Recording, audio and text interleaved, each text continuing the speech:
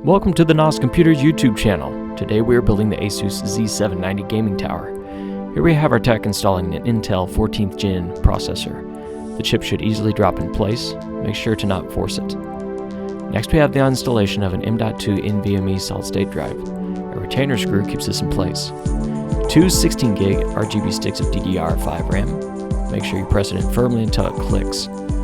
Here the tech is installing a bracket for the CPU cooler.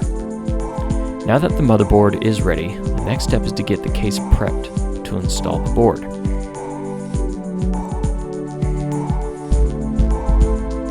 You can see here that there are several screws required for the motherboard. Do not over-tighten as this could damage the board.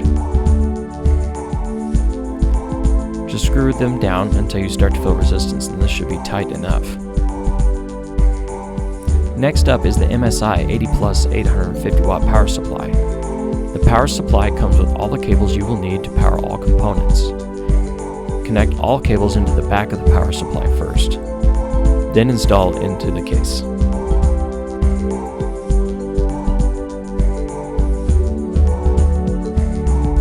Like so.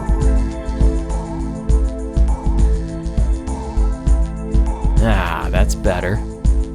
Now the most tedious part, cable management. Take your time planning out the routing of the cables. It can be very frustrating. This build is liquid cooled. This means you will have a pump for the CPU cooler. Here the tech is applying a pea-sized amount of thermal paste to the center of the processor. Now to install the CPU cooler. When tightening the screws, make sure you're following a crisscross pattern to keep even pressure on the processor. Again, don't over-tighten. Finally, the tech will reinstall a couple of parts on the case before powering it on.